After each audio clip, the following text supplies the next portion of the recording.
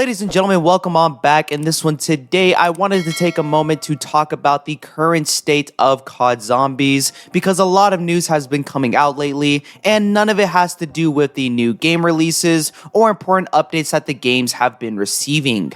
Instead, it has been all super negative and controversial topics, and I wanted to give my opinion about what's been happening. This video is going to be split up into 3 different topics. The first one is going to be about the next COD Zombies game releasing this year. The second is going to be more focused around Activision sending cease and desist letters to mod creators. And the third is going to be about the Nickmercs situation. Let's just jump into the first topic, which is going to be about Modern Warfare 3, which is assumed to be the title for the next COD game. The very exciting news, however, is that it seems like this game will be coming out with a zombies mode, and there is good and bad news with that whole situation. On one hand, I'm very excited because I started this YouTube channel midway through Vanguard Zombies life cycle, which was quite possibly the worst point in time to start a zombies channel. I haven't had the most amounts of content to work with for this game.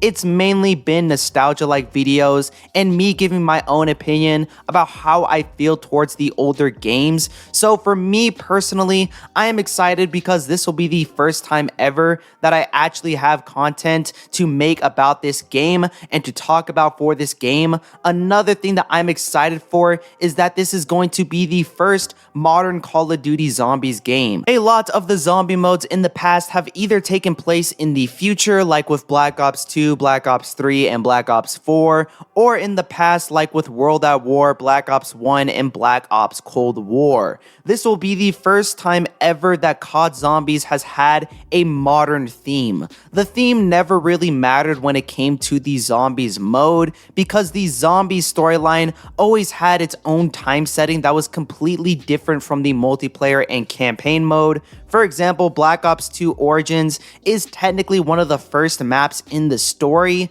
but it's in Black Ops 2, which includes a futuristic setting for the MP and campaign. However, the theme of COD does have a huge impact on the gameplay. In Black Ops 3, it was a super futuristic game with wall running, which would be implemented into maps like Shadows of Evil and Horizon Drac. The one thing I am worried about for this next game is the fact that it will once again be a zombies mode that prioritizes Outbreak. We saw in Vanguard Zombies that there wasn't any implementation of a round-based map until midway through the game's life cycle, and it completely broke all the hype for this game. I'm not saying that Outbreak is a bad game mode by any means, but it does need a lot of work to compete with normal round-based maps. And looking at Treyarch's track record, I don't know if they could deliver on that in the amount of time that they have. Overall, I'm excited for the next game. I'd be happy if we got another Cold War Zombies-like experience. It won't be the next Black Ops 3, but it does have potential of being a good game. One thing that isn't great about Call of Duty Zombies, though, is Activision actively killing the player base for all of the older games. If you try to play Black Ops 2 or Modern Warfare 2 public lobbies right now, you will get hackers every other game that you play. The worst part about this, though, is that it not only affects the multiplayer, but it affects COD Zombies as well. Black Ops 3 has so many hackers. Now, if you play in private lobbies, the chances of this happening are really low, but for content creators, this is a huge problem. And for the longest time, players were able to use the boy client to protect themselves from these attacks. Unfortunately, Activision decided to send out a cease and desist letter to the creators of these clients who are actively trying to protect the players in the game. These hackers aren't just some group of people who ruin the gameplay by turning on God mode. No, these hacks include taking your IP address and having the ability to turn off your device that you're using. If you're currently playing Black Ops 3 Zombies, you are putting your private information at risk, which is scary. And the only way to fix this issue was to use the boy client, but that has since been removed. The most annoying part about this whole situation is that Activision themselves didn't fix the issue with their game. These mod creators make nothing from putting in these clients, so I don't fully see the point as to why they removed them, especially since they constantly informed everyone about when Black Ops 3 would be for sale, which would only increase the profit that Activision makes. Now, to be fair to Activision, a big reason as to why they would take these clients down was to discourage people from pirating content for Black Ops 3.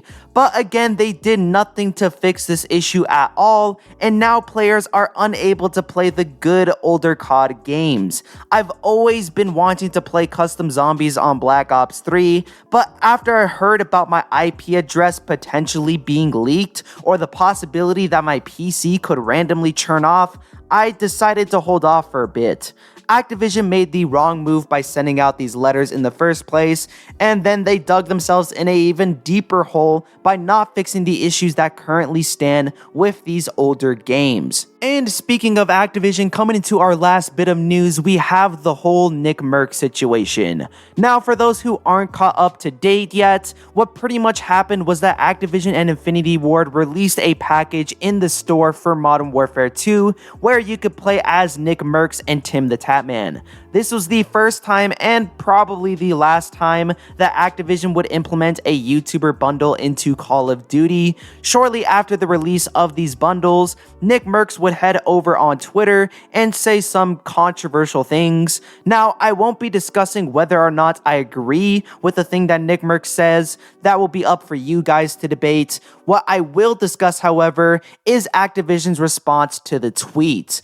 Not even a full 24 hours after this tweet went up, Activision removed Nickmercs' skin bundle from the item shop. This was a very bad move once again from Activision.